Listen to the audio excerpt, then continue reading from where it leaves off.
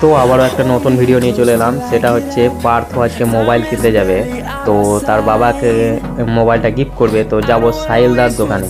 তো দেখছো চলে এসেছি সাহিলদার কাছে, আর সেখানে কিন্তু মোবাইল নেব আমরা।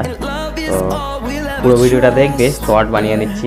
আর তার বাবাকে জানায়নি, কিন্তু জিজ্ঞেস করেনি যে আজ মোবাইল কিনবো। তো তার বাবাকে ফোন করে জানাচ্ছে যে এই মোবাইলটা নিব আমি।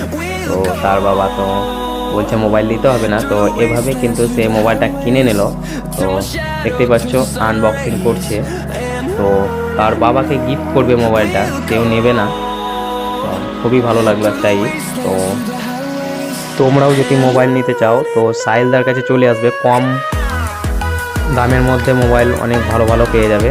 আর সেখানে কিন্তু ডিসকাউন্ট করে দিচ্ছে এবং গিফট অফার দিচ্ছে। তো সেখানে চলে যাবে তোমরা।